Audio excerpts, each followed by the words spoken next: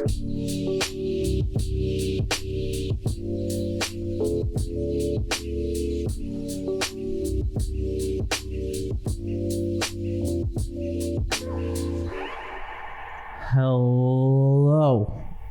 Welcome to Overthink This, the podcast.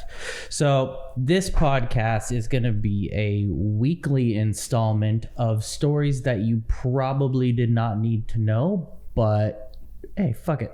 You might as well know it. We're going to tell it to you. It'll help you through your run. It'll help you through your boring work day. It'll give you something to listen to on that long drive. It'll keep you entertained. Hopefully, if everything goes well. If not, I don't really know. Well, fuck it. So what's your name? My name is Kyle Vicchioso, and this is the co-host, Macy Myers. And we come together each week, so we'll bring a story each week to each other, and we just explain it to each other and tell each other the story, and we have a little dialogue about it. Sometimes it's going to be something serious, sometimes it's going to be something funny. It doesn't matter. It's going to change wildly, and yeah, I hope you guys enjoy. This is, the first format of this. We don't really know where it's going to evolve or how it's going to evolve, but we're just going to take it as it comes and hold on to our butts in the process. So I guess I'll go first. This week, I have a story that includes aliens, NASA, I guess that kind of goes hand in hand, LSD, science societies, and a dolphin named Peter. Oh no. I already have a lot to say because I think you know that I don't believe in aliens, so I don't know if this narrative is going to try to convince me. No. So that's all right, that's good. I'm done messing with the soundboard. No, so it's very loose on the. It's not even about aliens at all. Okay. So don't worry about it. It's gonna be good.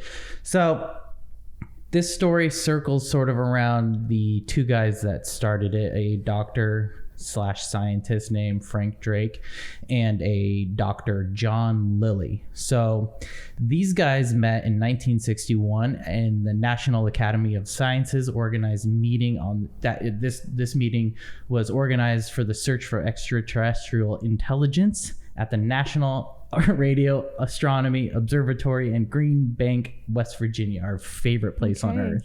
We love West Virginia. Yeah, we'll go on Instagram and just No, don't say that. Why? We've never been to West Virginia. We would really like to go. Okay, yeah. So there's 10 scientists who attended this meeting, including a future, I think they call it SETI, SETI. That's the search for extraterrestrial intelligence. Okay.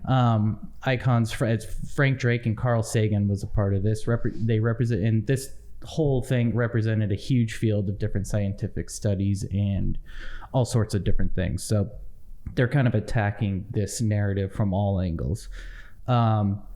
Since this meeting, researchers in each of the attendees' field contributed in some way for extraterrestrial intelligence or intelligent life of any sort. But at the conclusion of this certain meeting in 1961, the attendees adopted the moniker the Order of the Dolphin. So this is where things sort of start. Is this like code name because they don't want people to know? Yeah, it might be because.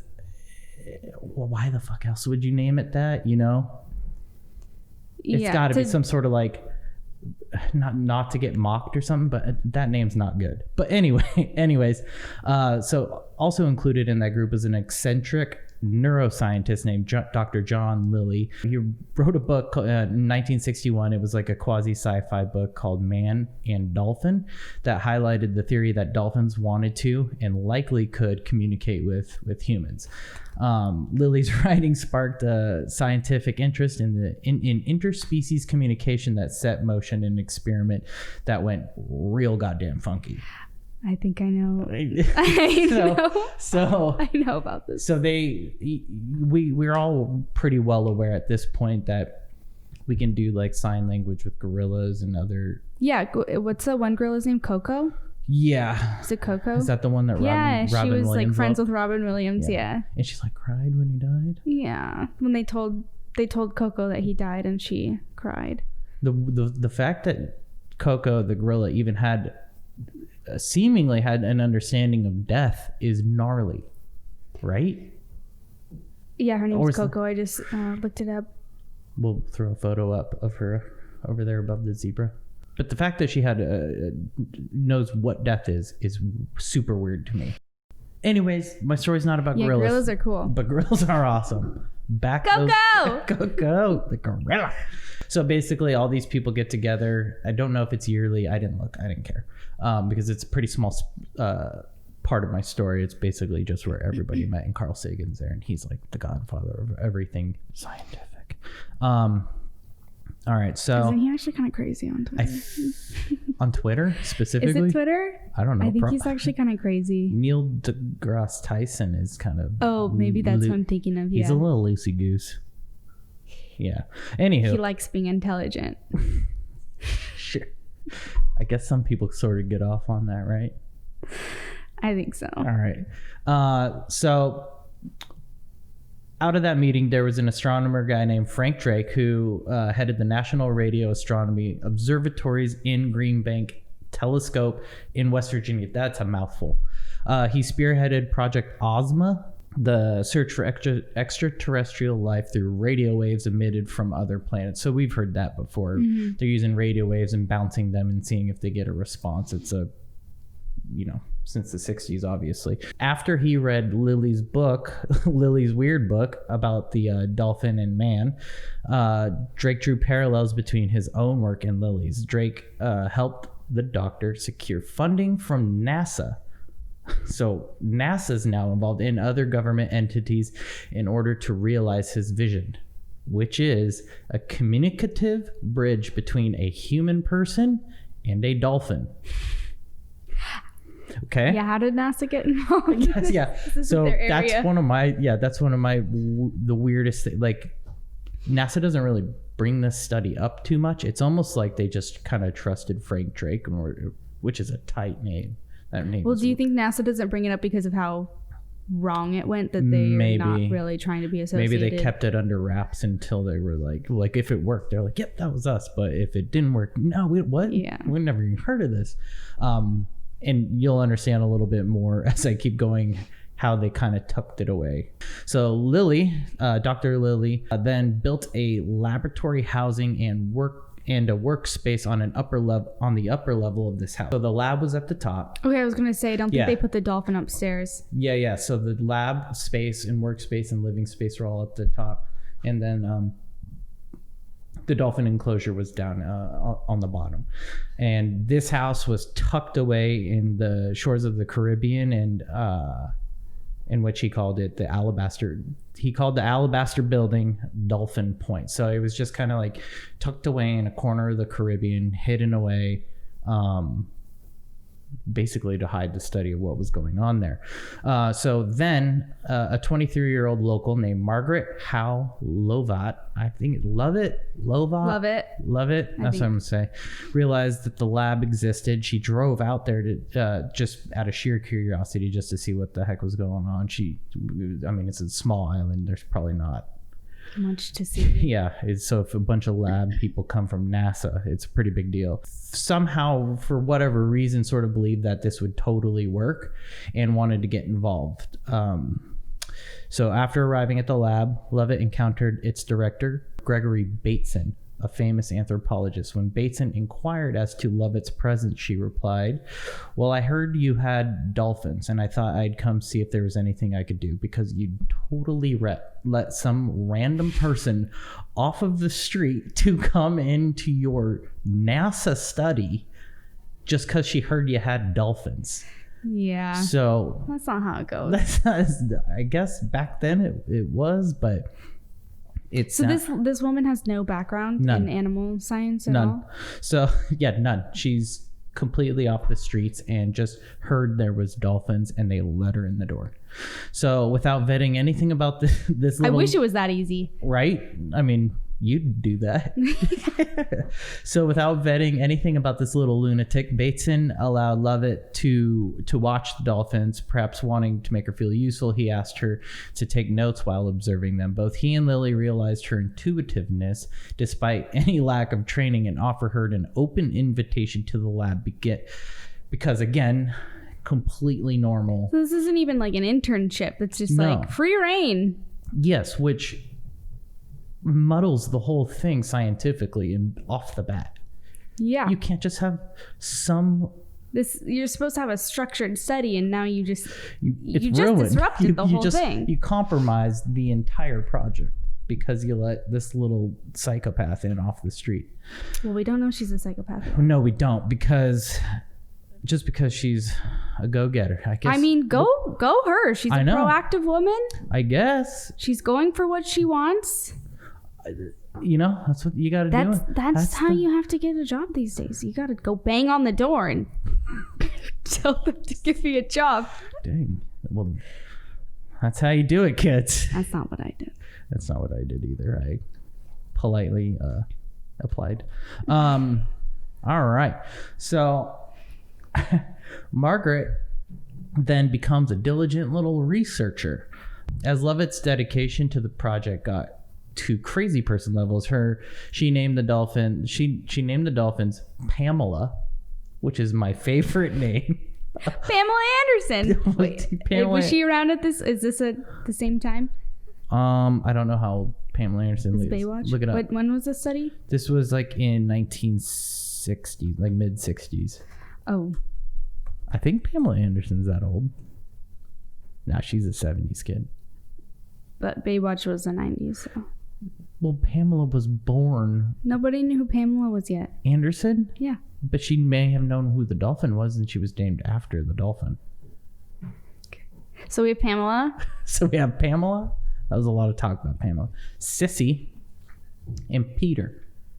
And she had all these 3 dolphins, named them, and tried to teach them how to make human sounds. But the process was becoming tedious with little indication of progress because obviously they're fucking dolphins. They don't have the same structure. It's not even close to the same structure. It's not even possible. Exactly. So that's her inexperience obviously shining bright. So she loved it there so much she hated leaving in the evenings, feeling that there was still a lot of work left to do. So she convinced the doctor. Was she being paid? It didn't say anything about that. I honestly don't think she was. This lady has too much free time. Yeah, well, she lives in the Caribbean. What is she gonna? I mean, I don't know. Back then, there was not like tourism, right? Like, there's nothing going on. Because she doesn't have a job. I don't know. Apparently not. Was she married? I don't think so. No, I know for a fact she wasn't. This lady has nothing to do. She has nothing to do. She probably rolled up barefoot out of a Ford Bronco and was like, "I heard you got dolphins." We're not in West Virginia here, though.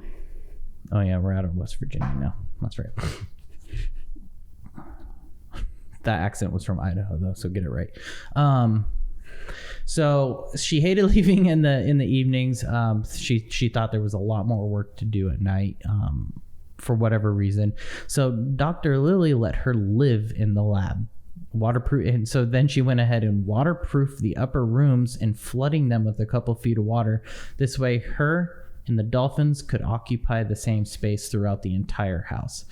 So Lovett chose Peter for the revamped immersive language experience. They coexisted in the lab 6 days of the week, and on the 7th day Peter spent time in the enclosure with Pamela and Sissy. So she basically just took this dolphin and was just living with it. Like almost 100% of the time. That's bizarre. It's really bizarre because it was just like there's water everywhere. Yeah, I've never seen pictures. I don't know if there's pictures. I'll throw pictures up on the ship photo. Because it just seems very hard to figure out what that would have looked like.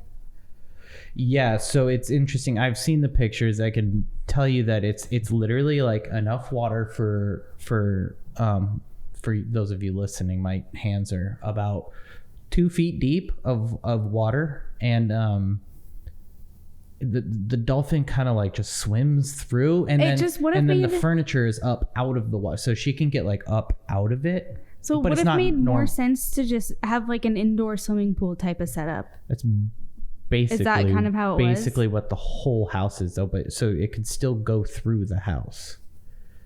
It's weird that it was a house too, with 2 levels. Like, why? My question is, and my question is, and what I couldn't figure out is how that dolphin got upstairs. They couldn't just use the zoo.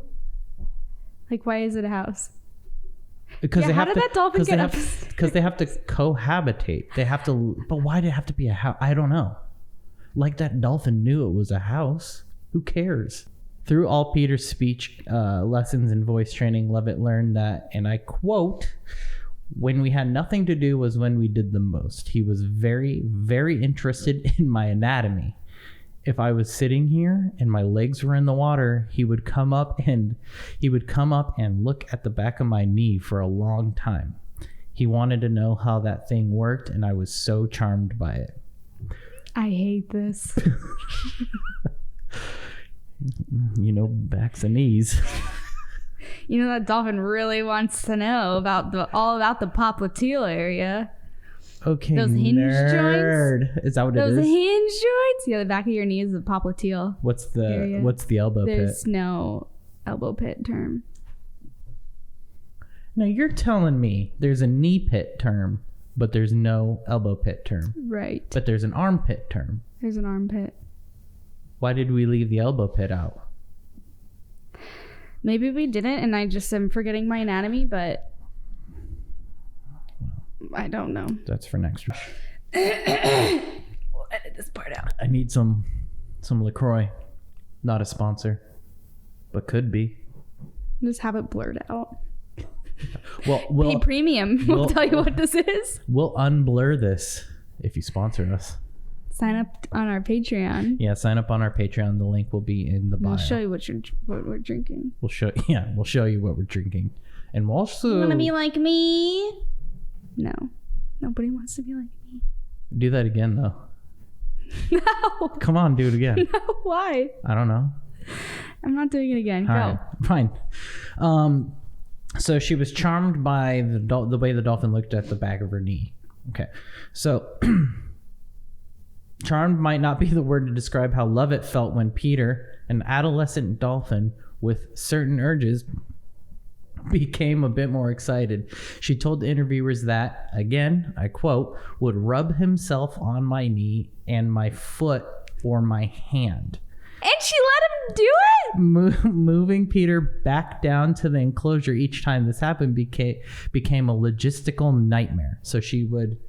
So he would rub up on her and go she'd be like, oh shit, I gotta move him back downstairs because I gotta tell you something. What? Did you know that sometimes dolphins rape people? Oh my god, that's a long-standing inside joke.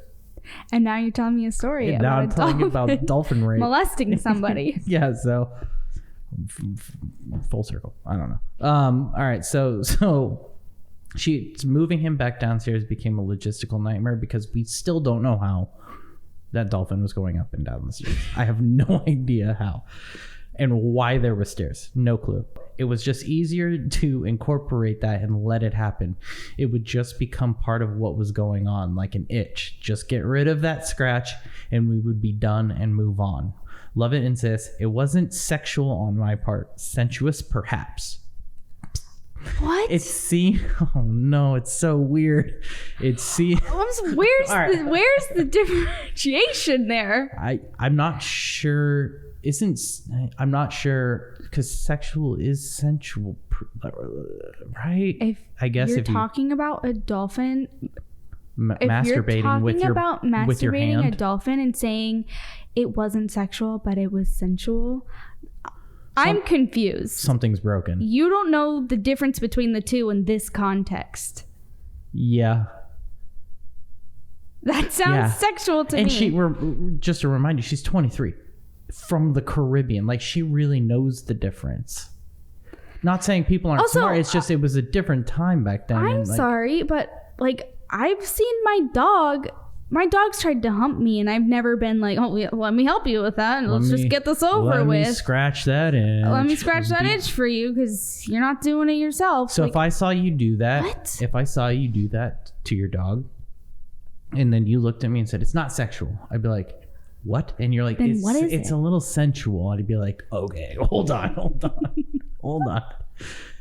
That's disgusting. No, my dog used to lick himself a lot. I think he had like a compulsion. Like lick his pee-pee? That and his butt. Just, yeah, he licked a lot. So, but I just, I wanted to get him to stop, and I threw pillows at him. Because I didn't want to get close. You're shaming He's doing something. You're shaming his sexuality. That's not right. He's busy doing something. I don't want to get too close. All right. So she goes, it wasn't sexual on my part, sensuous perhaps. It seemed to me that it made the bond closer, not because of the sexual activity, but because of the lack of having to keep breaking. And that's really all it was. I was there to get to know Peter, and that was part of Peter. Well, they just like deleted Sissy and Pamela from this? Yeah, so they kind of fall out of the whole conversation somehow. I don't know. I think because she wasn't masturbating them. So, all right. Super weird. She's masturbating Peter, and she goes, it brought us closer. Yeah, because he's getting gratification from you, and he may have passed on that dolphin raping thing. Passed on what? I don't know. Like, he maybe told his bros about it when they let him go. Oh, and that's why dolphins rape people. Yeah. Now it's because of Peter. They let him go? Peter. Did they let him go? Meanwhile, Frank Drake, the shit, what was he? He was in the alien intelligence guy. Yeah. He was curious now because he wasn't down there, so he was curious about Dr. Lily's progress with the whole thing. So he sent one of his colleagues down, Carl Sagan. He was 30 years old at this time, to check on the goings on at Dolphin Point. Drake was disappointed to learn that the nature of the experience was not what he'd hoped for. I don't really know what he was hoping for. Dolphins are not gonna communicate the way I think they were shooting for. It's just not gonna happen. I'm confused because we already know that they're very intelligent and they can follow commands, they can understand commands. Yeah. But were they wanted reciprocation, I think. Like the dolphin to go, no, I don't want to do a flip today. Physically can't. Yeah, no physical feature is able to communicate like that. What are they going to turn? Because with Coco, it's like, yeah, she has hands, so she can sign to you. Language. But what is a dolphin going to do with its flipper? It's going to flip you off. So he was bummed. He'd expected progress in deciphering the dolphin language. I think they were talking about like, oh, that sounds like he wants some fish and he wants to get masturbated. He wants a handy. So this was the beginning of the end, of course. Nevertheless, Lovett's attachment for to Peter grew even as the project waned. So she was literally, I think, falling in love with the dolphin. But by 1966, Lily moved on to studying the mind-altering power of LSD. So he was done with dolphins? He was done with dolphins and trying to get them to have conversations with him. He's a neuroscientist, so he moved on to LSD. That was kind of in vogue then in the 60s with like Timothy Leary and stuff like that, like all the mind experiment stuff. He was introduced to LSD. He was introduced to the drug at a Hollywood party by the wife of Ivan Tors, Tors. And that guy, funny enough, is the producer of the movie Flipper. Which is like, I don't think I've actually ever seen Flipper. I remember the TV show as a little kid, but I don't remember. I've seen Dolphin Tale. That noise I keep playing, that is Flipper. Yeah. Oh. Yeah. Oh. You sound like a horse. That's Mr. Ed. So basically, Lily's friend Rick O'Barry recalled, I saw John go from a scientist with a white coat to a full-blown hippie. He joined all those people on that mind-altering bus.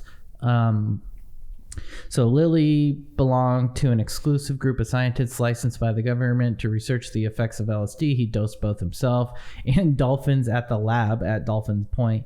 But he was forbidden to dose Peter at Lovett's insistence. The drugs seemed to have little to no effect on the dolphins. However, Lily's brazen... So they gave LSD to the dolphins? Yes, they did. Because why not? PETA's got something to say about that. And wait, how did they know it had no effect? Those dolphins could have been tripping balls. How would they know? You can't communicate with them. Because they were doing flips and shit. That could have been part of their high. Like you can't if you can't communicate, you can't go, oh, they're not high. How do you know? Because they know. He knows. He's a neuroscientist. This idiot doctor. He's just high himself. He has no idea. He's a doctor. He knows. Okay, fine. However, Lily's new brazen attitude towards the animal safety alienated Bateson, who was the head guy at the house, and put a stop to the lab's funding, and whole operation was shut down completely, fully done. Lovett's live-in experience with the dolphin ended. Another quote here. The relationship of having to be together sort of turned into really enjoying being together and wanting to be together and missing him when he wasn't there, she reflects. Oh my God. Yeah, so she was all in. If he said, like, will you marry me? Okay, also the fact that because you just mentioned that she was 23 not that long ago. Yeah. So I was picturing like a woman in her 30s, 40s showing up. Like maybe this lady has some life experience. Maybe she's had interactions with dolphins. But this young girl almost has no idea what she's doing. No. Clearly, she fell in love with the dolphin and was masturbating it. Yeah. Well, it's not masturbation. She's giving it a hand job. It's molesting her, and then she's like allowing it. Well, it's not molesting her. She's in on it. All right. It's not. It doesn't matter what was happening. Yes, but anything past the point of the dolphin, like trying to make advances, and her taking it back downstairs. Her going with it. We've already passed the point. Way past the point. So, she was in love with him. She missed him when I assume they let him go. So a few weeks later, some terrible news. John called Lovett and said that Peter had committed suicide. What? Yeah. So they removed Peter from the house. Did he drown himself? So this guy, Rick O'Barry, who I had mentioned before of the Dolphin Project, and Lily's friend, validates the use of the term suicide. Quote, dolphins are not automatic air breathers like we are. Every breath is a conscious effort. If life becomes too unbearable for the dolphins just take a breath and they sink to the bottom. So I guess they just... I mean, I don't really know so they basically, it's like every breath we take, like, take a breath. Take a breath. So the dolphin has to do that. So if the dolphin just doesn't do that, it just floats to the bottom and dies. It's like, fuck you, world. Dead. That's it. And then... Okay, and heartbroken Peter didn't understand being separated. The sorrow of losing the relationship was too much. Now, this is pure speculation. I think he had a lot of trauma. He's still living in the house, or where is he? No, I think he was in some sort of other captivity, but it's because he got removed. Everything got dismantled, but Lovett was saddened by the ultimately relieved that Peter didn't need to endure life at a confined Miami lab. There you go. He wasn't going to be happy. He was just gone, and that was okay. So like she's not going to be bummed. It is what it is. I don't really feel bad for her if she was sad for him or not. No, I don't either. And I also think there's a lot of speculation about dolphins don't like captivity, period.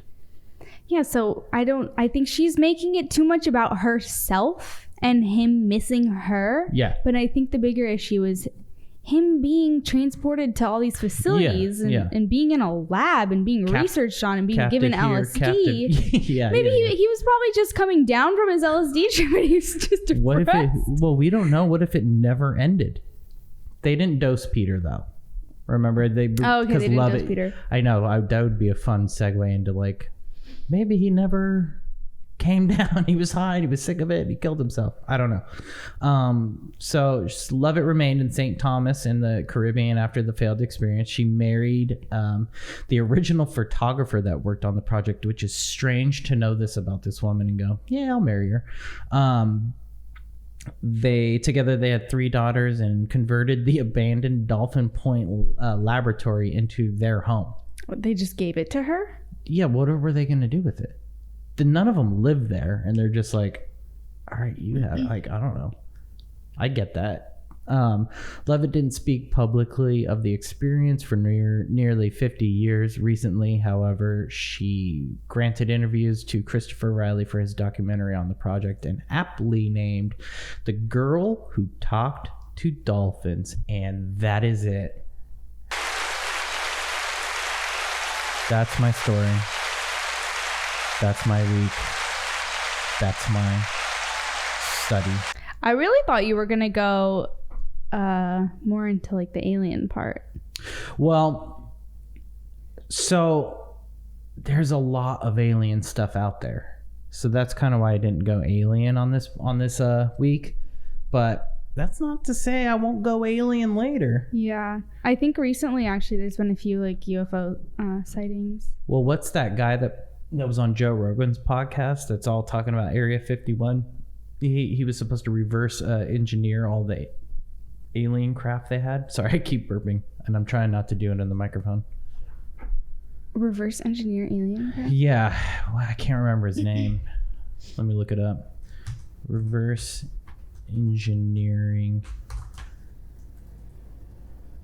UFO Area 51. People are probably screaming it into the ether right now. Bob Lazar. I haven't heard about that. Ooh, maybe a story. Maybe you're gonna have to tell me about it next week. Yeah, Joe Rogan had him on, and they went through a lot of it. So I might not do it, but if there's anything specifically interesting that he's talking about, maybe I'll bring that in one of the weeks. But yeah, he's fascinating. Some people call him a liar, but yeah. So that's my dolphin rape, masturbating, weird story. All right, today I'm talking about Henrietta Lacks. All right, I just want to get on my end over here. Sorry, I'm already being annoying. But is it Locks or Lax? Yes, okay. Okay, so she, buckle up, because it's going to get crazy. That sounded like a gun. All right, go. Okay, so she is not very well known, unfortunately, which is surprising for how much this woman has inadvertently contributed to medical research and science, and she's sort of been the center of controversy in the medical community or like the science research community in recent years. Anyway, also I'm gonna note that I did study biology in all 4 years. That might be important. So like for the whole 4 years of my college career, I heard Henrietta Lacks' name mentioned one time in one seminar, and it was very brief. Like there was no explanation besides just like we used Henrietta Lacks' cells. So would this story kind of cement that that's weird, that you probably should have heard a lot more? Yes, I think it's weird that I'm sort of part of this community, especially where I work now and stuff. And it's taken me a long time to hear about her. Sure. Okay, so Henrietta Lacks was born. She's 5 foot tall. Oh, she is? Yeah. All right. Me too. I'm shutting this. So she was born as Loretta Pleasant on August 1st, 1920 in Roanoke, Virginia. Roanoke's a spooky place. We all know that. I know a lot of songs about Roanoke. You know what about like the disappearance of Roanoke? The people in Roanoke that disappeared? Yeah. All right, spooky place. Spooky. We're back in Virginia. Oh, all the good things happen in Virginia or West Virginia. Okay, so she's born as Loretta, but eventually her name is changed over to Henrietta because she's nicknamed Henny. Nobody really knows why, but it's... Do you think it's kind of a combination of... What's her... Loretta Pleasant. Loretta, Henny, Henrietta? No. I mean, I think it's just like I think it's just a childhood thing. Like, you just kind of get nicknamed by somebody. All right. So her mother died in childbirth after the 10th child. And because of that, her father wasn't able to take care of 10 kids on his own and that's be a able lot of to kids. Work and care for the kids. Sure. Also, he has like a new infant and his wife just died. So it's pretty difficult. Yeah. So he ends up moving all of his children down to relatives who live in Clover, Virginia, and Henrietta ends up with her grandfather in a log cabin that was previously slave quarters on her white grandfather's plantation. So she's a second generation product of a slave owner getting one of his slaves pregnant. Yeah, okay. Yeah. Apparently that's what's really common. Apparently it's really common and it's not very surprising. Thomas you Jefferson, have this we're talking to you. You have this man in a position of power abusing his power over slaves. Like, of course, what do you think he's gonna do? Yeah. Big surprise. White man abusing his power? Nothing's changed. We're still Nothing's changed. We're still 2020 there. All right. 2020. Best year ever. We'll get through it. Anyway, Henrietta grows up on a tobacco farm where she works with her family members. Mm-hmm. At 14 years old, she has her first child with her soon-to-be husband, Day Locks. Or not soon-to-be, he will be her husband. How do you spell that? D-A-Y. Day. Oh, that's such a good name. Day Locks. It just sounds like the cool guy at school. He's got like, he skates. And he's just like, we're in 1934 now, so. Well, it wasn't skateboarding yet, but he would have been. He's like, what's up, I'm Daylocks. What's up? Okay, so we've got Daylocks, and then her first child, born at 14, is Lawrence Locks. Henrietta then has a second child named Elise, who has developmental disabilities, and her family describes her as deaf and dumb. I think she has epilepsy and then some other sort of cognitive delays, but in the 1930s, I feel like deaf and dumb was kind of a catch-all for there's not really like a specific diagnosis. Yeah, I don't think they I think if from what I gathered, because the amount of things that people have nowadays was never mentioned in old, No, stories. So everybody was just very specific things for very specific behaviors. So everybody label. Back then was just deaf and dumb. Deaf and dumb, yeah. Like, and then I think also the educational aspect of like trying to help somebody with cognitive delays, like they just didn't know how to help her. Yeah. But from what I picked up on, Henrietta was very loving towards Elise and took really good care of her. And then after Henrietta died, nobody could take on that role, and so she ended up being sent to a facility where her siblings later tried to find her because she's just sent to this facility and there's no contact besides that.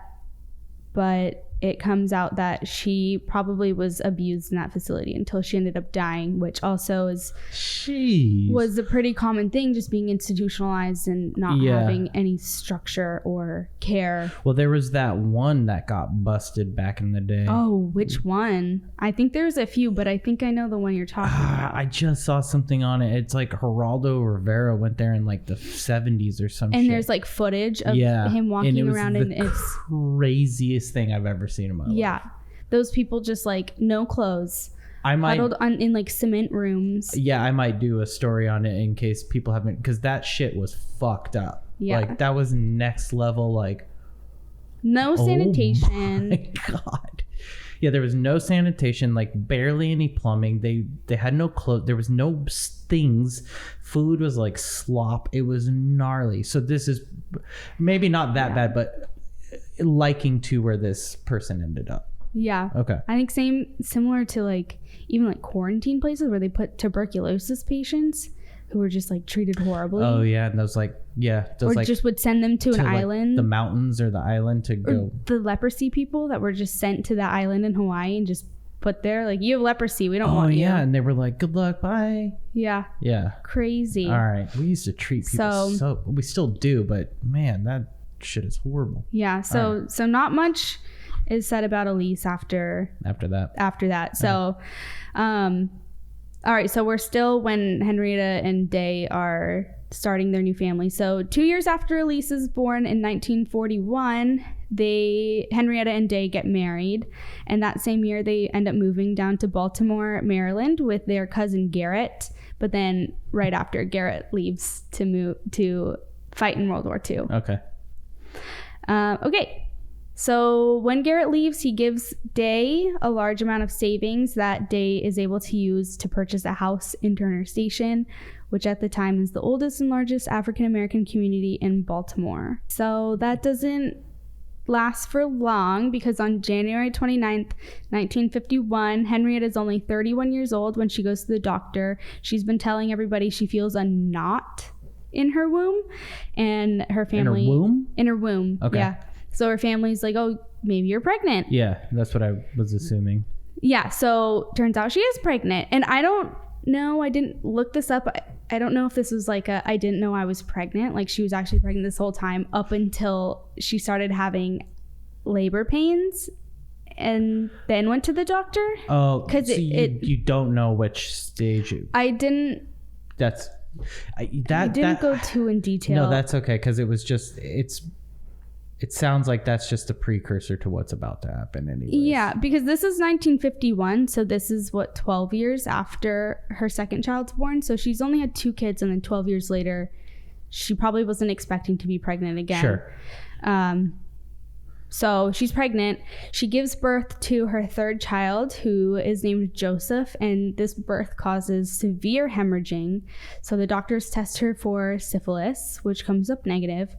Then the doctor sends her to Johns Hopkins for treatment, because Johns Hopkins is the only hospital in the area that treats Black patients. At Johns Hopkins, her doctor, Howard W. Jones, biopsies a large mass found on her cervix. So if you don't know where this is going, I think it sounds pretty obvious. Well, Johns Hopkins that's like a really nice hospital. Well, right? We're in the 50s right now. Everything that's happening, we're in the 50s. Yeah. So like treatment is limited to what was available then. Also, we're segregated. So she can only go to Johns Hopkins, whereas who knows like what the care is like at other places. But this is care for a Black woman.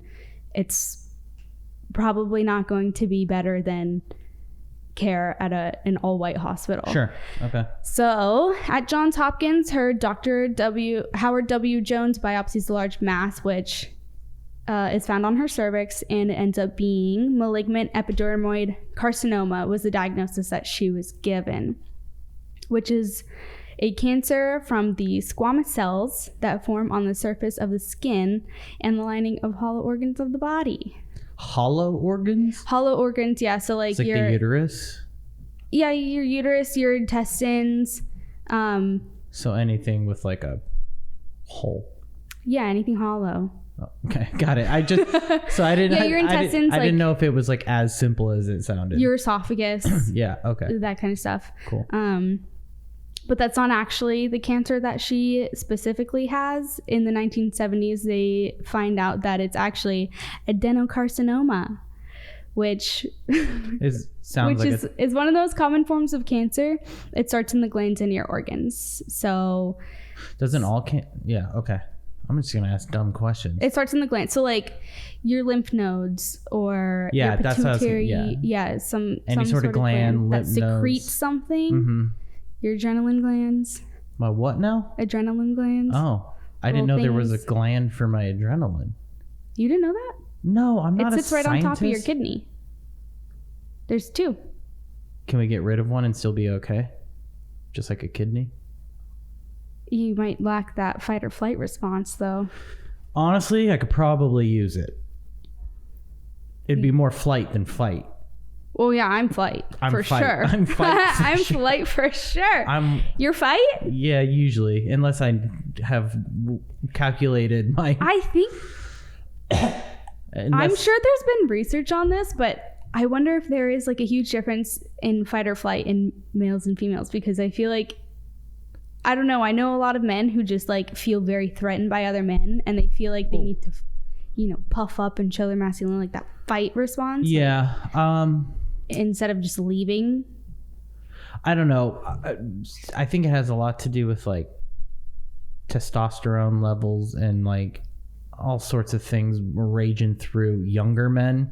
Now I'm probably more flight for sure, because I'm just too tired. But when it's too much of a hassle. Let's go to bed. I don't want to sweat. It's 7:30. Can't it be 8:30 so I can get in bed? I'm wearing my good shirt. Like, I don't want to get this messed up, and I'm not that angry, and I just want to eat my food and go someplace comfortable. Well, maybe you don't want those adrenaline glands, so you don't get adenocarcinoma. Yeah. In your glands. Oh, well, I don't want to lose them completely, because I still like to like do things that have I'm pretty sure they're necessary. Yeah. All right, so to have drive to do anything, probably. It probably has something to do with it. All right. So, so they find out it's a different type of cancer, but it's not going to matter because in 1951, it's the same treatment. So this is their form of radiation treatment. They treated her with radium tubes that they sewed into her body. And so this is the gnarliest part. Yeah. Okay. Continue, because I have a lot of questions about what this is. So these tubes have radioactive metal inside them, which I'm not really sure if they like made it radioactive. Don't you just like dip it in radioactiveness? I don't know how to make something radioactive. I don't know. But it's just like ask Chernobyl. It's just like a glass tube. Let me see. Radium tube. If you find a photo of it, we'll put it up above the zebra. Yeah, so it's a glass tube, or it's like a metal tube, and they put the radioactive metal inside of it, and then they just like, I guess, put it next to the tumor. I don't know. I only know it being used in this case because this is like the first time that I've heard of it, but they... So this was back in the day when they were really going hard on radioactive stuff, right? Like this is when they were testing like... this is after the bomb. Yeah, that's what I was going to bring up. Like, so man, it's just such a bad idea. But they didn't know it at the time. They didn't know the long-term effects. Is gnarly. Yeah. I mean, we've seen HBO's Chernobyl, and it is not good. Yeah. Remember? Yeah. All right. Good mini series though. If you want to watch a mini series, if you want to watch it, it is well acted and supposedly about as accurate as. I think in terms of like event timeline, yes. I don't know about how they portrayed the people who were suffering radiation. Yeah, because that was scary. I've heard that. Yeah, I've heard that that's not all the way accurate. Yeah, I do know. I think your skin does just like fall off though, but I don't know if they looked like just zombies. Yeah, I don't know. That was true. They were just like melting. Yeah, literally. Yeah. Ugh. Good Lord. Anyway. All right, back to Henrietta. Yeah, so they gave her radiation by tubes of radiation, putting tubes up there and sewing them into her body. Okay. And so she stayed in the hospital for several days with the tubes inside of her body. And then as soon as they removed the tubes, she was discharged and she went home. And they told her, come back for x-rays and follow-up treatments. And that was like her treatment plan for that for that mass. So they were only really treating that mass and not looking for other issues, it seems. But I don't know if that was just like a lack of knowledge about how cancer probably, works. So I would assume so. They're putting radiation tubes up in her. I don't think they were checking anything else. Yeah, let's just give you more cancer. Yeah, all right. Let's give you a different cancer to beat that cancer. Yeah.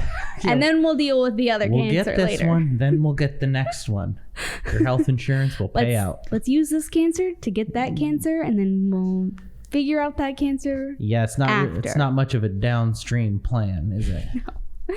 No. Okay, so she goes through her follow-up treatments. She gets her x-rays. In her follow-ups, they removed 2 samples from her cervix. So they took a cancerous part and a healthy part of her cervix, and all these things were done without her permission. So obviously she's going because she's going to get the treatment. So they have the permission to give her the treatment. Sure. But everything else, like taking the samples, that they'd never asked consent for that. And that's just like a thing of the time that you didn't really, I guess, have to ask for consent for everything you were doing to a patient. That blows my mind.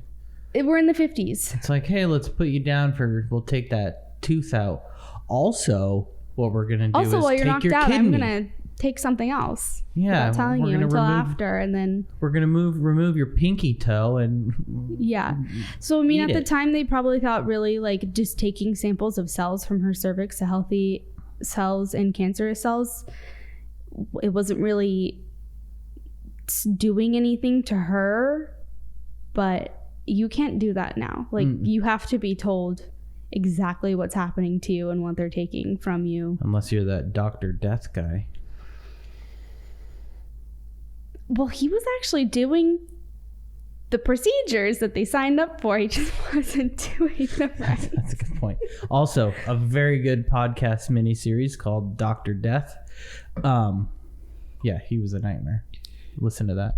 Dr. Death. After you listen to this all the way through. All right. Speaking of death. Oh. On August 8th, 1951, Henrietta went in for a routine treatment and was admitted to the hospital due to severe abdominal pain. So her cancer is not really going away. Shocker. Yeah. She's probably getting more cancer. They gave her blood transfusions, and she remained hospitalized until she died on October 4th, 1951. They did an autopsy afterwards, and it was found that her cancer metastasized throughout her entire body. Also not surprising. Yeah. I remember I read the book, The Immortal Life of Henrietta Lacks by Rebecca Skloot. It's also a really good book, and if you're really interested in the story, it goes super in depth, and she talks to the actual family members, so it goes super from like past to present and kind of like follows their family history. It's really good. But there was a part in that book that really stuck out to me because it said in the autopsy, like kind of when they opened her up, it looked like pearls. Like it looked like she was full of pearls because there was so much cancer. Oh man, that would be a crazy. Yeah, so just like the imagery of that, it like has stuck with me. Oh, that's how much cancer do you think there was? Do you think the cancer was that bad before they put that in? They had only seen that one mass, or do you think that the radiation tube or whatever you call it perpetuated the whole thing? I mean, I don't know if the radiation tube like caused it to get out of control, but like once you have a malignant form of cancer, it's gonna keep growing and spreading. Yeah. So whether or not she had the tube, it had to or not. She was going to die from this cancer. Because there's been people that have had malignant cancer that it spread throughout their whole body, and there wasn't fucking pearls coming out of them. No, this was the autopsy. This was I know, she was open, but it's still coming out of them or whatever. I mean, it could go all over your body. Like you could start with lung cancer, and then all of a sudden it's in your kidneys and your liver and your That's kind of what I mean, though. But the pearls thing throws me. It was just little tumors everywhere. Yeah, that's crazy. Like it's just all over. That's so sad. Yeah. pretty sad and sounds pretty painful. Yeah. This was the treatment back then. But was the tube, the radiation tube. That's what throws me, because there's no way it worked before. There's no way this worked at one point ever. Who knows? They must have been making... I don't know where the research came from that radiation does shrink growths, because we do radiation treatment, but in a much more controlled and exact way. Man, they might have been making pearl people for years. People. Yeah. Anyway, and so when she dies, she's born in 1920. She dies in 1951. So she's only 31 years old. She's really young when she dies. Yeah, that's sad. She didn't have much. So this is a very aggressive cancer. Yeah, she was taken away. Which, who knows, in today's world, maybe it was a very treatable cancer. Or maybe not. We still don't really have a handle on all that anyways. More so than sewing a tube of radiation to your body. But it's pretty strange that our method of treatment is not far from that. We're using radiation. Like, we kind of already knew how it was doing something. It was doing something, yeah. It's weird that we're only maybe 10 yards from that, sewing radioactive tubes in people. Because we're still using, like you said, radiology and like radiation. Yeah. And people do have to deal with the side effects afterwards of radiation. Yeah. And recurring cancers due to radiation. So we're still dealing with that. But if your option is, just let the cancer take over and die, or here's your fighting chance, like, what are you going to do? Well, I tell you what, I'm not going to let that happen. If I ever get cancer, hopefully not, knock on wood. But that's a terrible story. Well, it's a good story, but terrible ending, and I feel really bad for her and the family. It's not over. Oh, but there's still more? It's like really just getting started. What? We haven't even hit the controversy yet. Oh, that's controversial enough for me. I'm good. No, this is the 50s.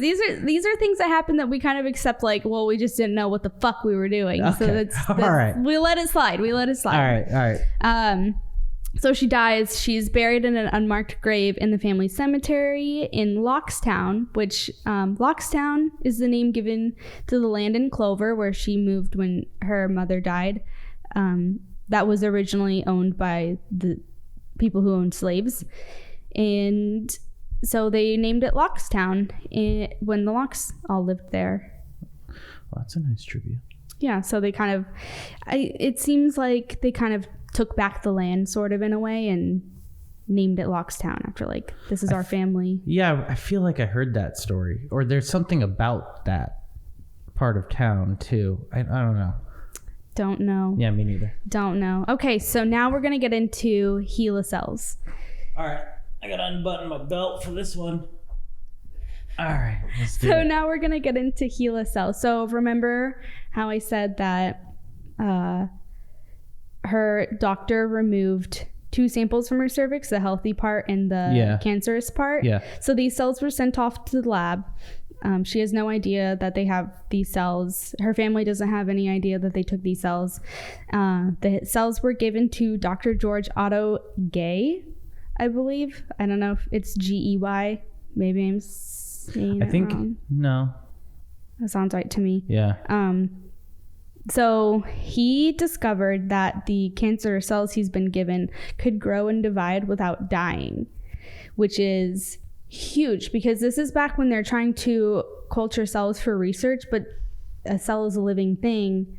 It's going to die if it's not in the right conditions. And so they haven't really figured out how to keep viable cells in vitro yet. And so he discovers that these cells just keep multiplying and they keep multiplying and they're not dying. Wait, so he discovered that cancer cells multiply, basically, in layman's terms. This is like the first time. In layman's terms. This is like the first time that he's seen, they call them immortal cells. Yeah. That they won't die. Yeah.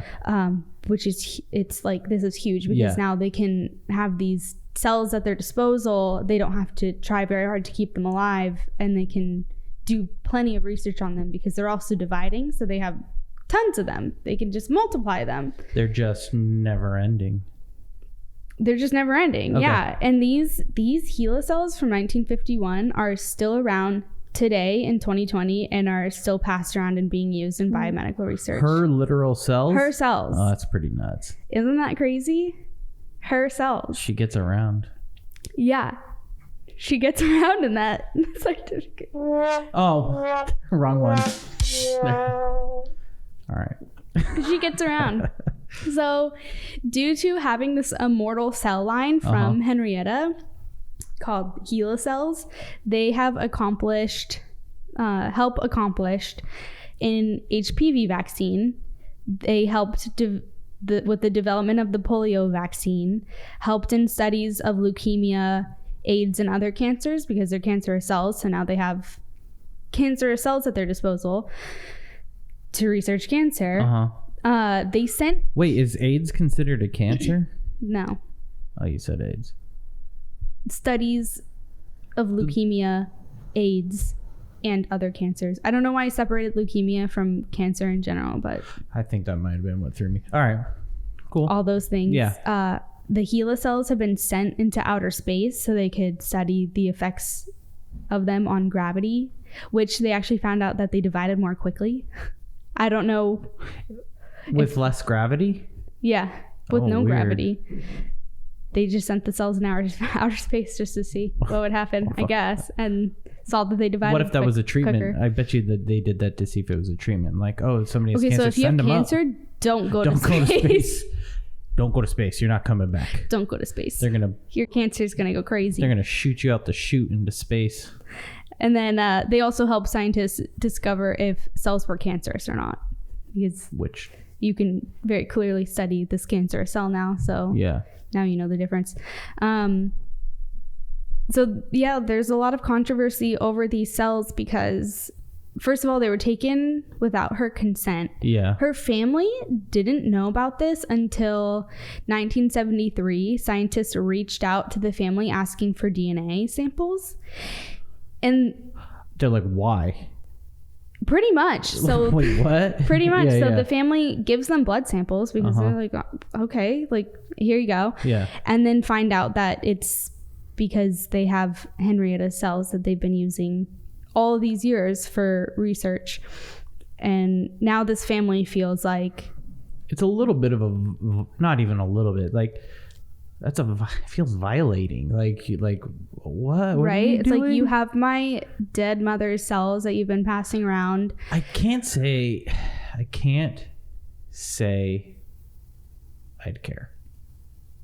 Because, like, first of all, a couple of reasons I can't say I'd be too bothered by it is that it's helped with, like you said, cancers, AIDS, polio, all these things. Like, I'd be like, oh, well, that's good. Yeah. I mean, these cells have saved thousands and hundreds of thousands of lives. And then another part of me thinks, like, they're cells.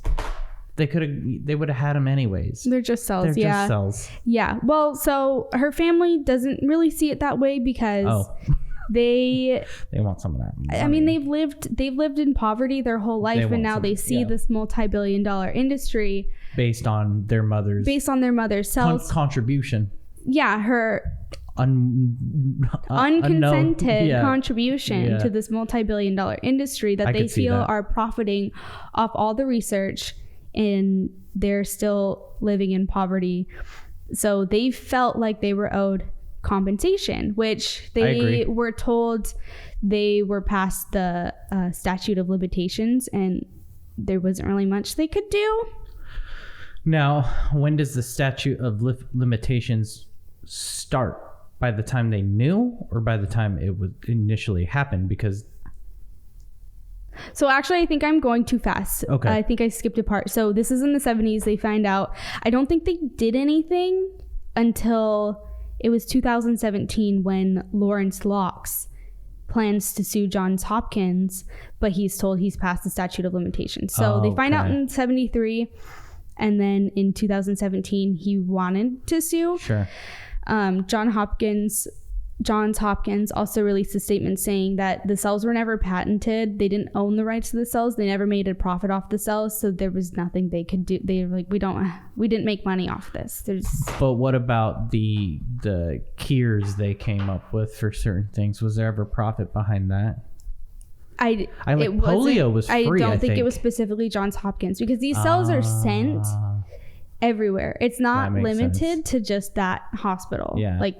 You said that. They sent the cells all over, so everybody has them. I guess I could let slide the fact that these cells were taken in the 50s, then distributed widely. This wasn't really like a rule that you couldn't just like do that at the time. So by the time the 70s, when they figured it out and her cells are everywhere, it's like, well, we can't just take it all back. Like, all these things have been done. They're everywhere. There's nothing we can do. However, in 2013, European scientists sequenced and published the genome. So this is Henrietta Lacks' genome is now free online to anybody. And this is in 2013. So there was a huge fuss about that, because you're publishing this woman's genetic information, and that's a huge invasion of not only her privacy, but her family, because these people are directly related to her. Yeah, that would definitely feel like it needs some sort of consent or some sort of something. You would think. Yeah. So the family is obviously super upset about this. They're like, this is a huge invasion of our privacy. So there was a compromise made that this genome would only be accessible to scientists, and research had to be approved for access by the National Institute of Health. And I think some of the family members were on the board. So you would have to present the research you were going to do and why you wanted to use the genome, and then they would tell you if you could have access or not, pretty much. So they compromised to like, okay, the genome's already published online. You can't take it back, because once it's on the internet, it's on the internet forever. But they like locked it down, sort of. So by like a paywall? I'm not sure. This doesn't really make sense. Cybersecurity. It's almost like they go, well, we fucked up, and well, it's like, have you ever gone, a lot of like academic research articles are like locked, and you have to have a subscription to like get me in reading academic research articles. I am all over it. You should. I know. I probably should. But anyway, so I think that this whole case just kind of like brings up a lot of controversial topics involving race, consent, compensation, because this is a huge issue, and we're seeing a lot of this with specifically with the genome being published. We're seeing a lot of like bad things that can happen with like Ancestry.com and 23andMe. So basically they unwillingly gave their DNA forever to many governments.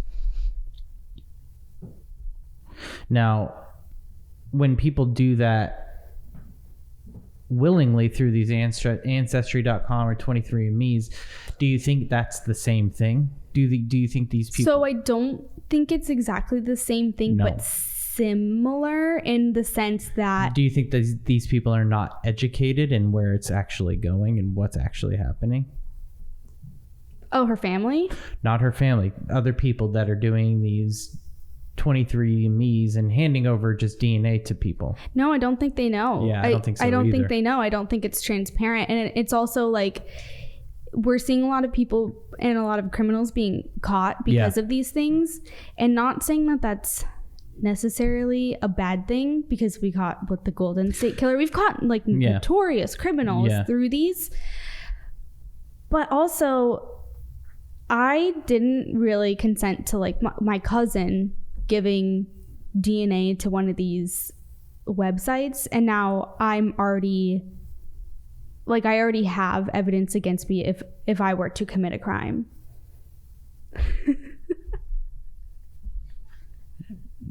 What crime would you commit? It doesn't matter. It doesn't matter, but there's already evidence against me, and I haven't even done the crime yet, is what I'm saying. Well, yeah, you're screwed. Yeah. Also, so don't do that crime. Big insurance companies getting their hands on that genetic information and seeing, oh, you're predisposed to have cancer later on. We're not going to take you on. Well, they're already starting that to like say like, we do not discriminate against pre-existing conditions. Of course you do. Of course you do. Because if I have a whole slew of problems, I'm expensive. You don't want to pay for me. Yeah, so it's not that they're like, we don't discriminate. Okay, you don't discriminate, but also my premium's $12 billion. If something did happen. Because you know that I already have a disease. Because you know something already happened and you're expecting it to, or you're expecting something to happen. Based on my family history or whatever. Can you hear the plane? You can see it. I can hear it over there. Wow, that's crazy. But yeah, so it really, this whole story didn't really come to light until, I think the book was published in 2011. It's a really good book. How do we end this? Those are our stories. We had some interspecies communication that turned into a relationship between a dolphin and a woman, and we had Henrietta Lacks. And the clearly going to be ongoing controversy of DNA and where it goes and who's responsible for it and what's allowed and what's not allowed. So, I mean, if you guys want to learn more, hit us up. If you guys want to suggest stories or have a good one that you guys think needs a little research or needs to be brought to light, you can go ahead and comment below and leave us a note, and we'll check it. And you can also join our Patreon. We will have links to all of our social accounts in each profile, each place. So if you just Google and search Overthink This with an exclamation point, it'll point you in the right direction. So please click subscribe, hit that bell. And you always wanted to say that. I never thought Smash that like button. Oh my God. Smash it. You're distorting. Oh, sorry. Give us a listen. We'll be back next week on Thursdays. We hope to post every Thursday morning, so we'll see you next week. Thanks. Bye. And clap. You